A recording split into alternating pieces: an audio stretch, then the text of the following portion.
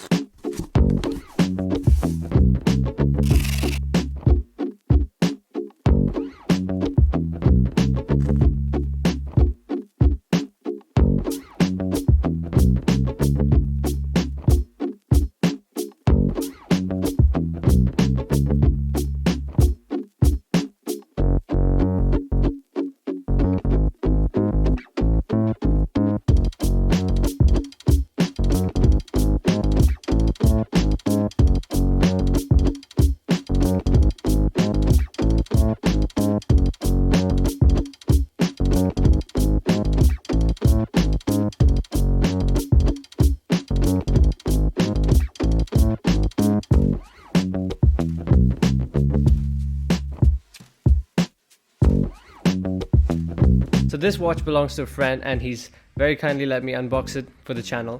So I'm not going to wear it, but perhaps I'll do a review on it after he breaks it in. Another thing, if you like NATO straps, I've got some standard time horology NATO straps.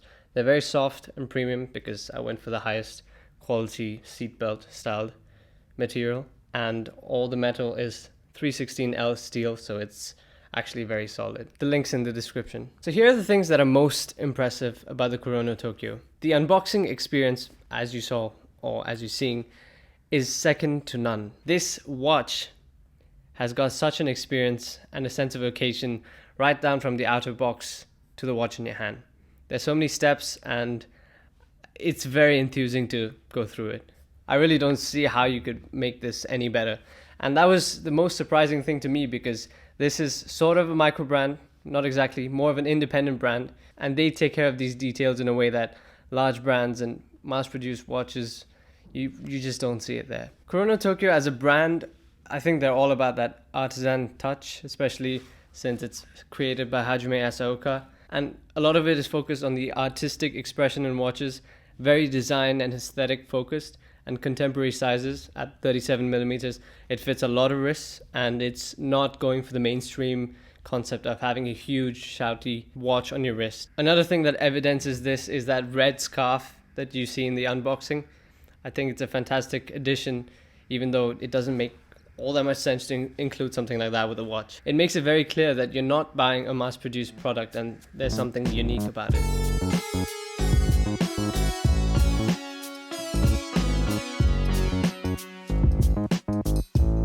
Okay, now let's go over the hands-on experience. Here's what stands out. The dial. I simply haven't seen a better use of color than this Tokiro color. It's very much not a salmon, to be specific, because it takes after the Japanese crested ibis, which is a bird.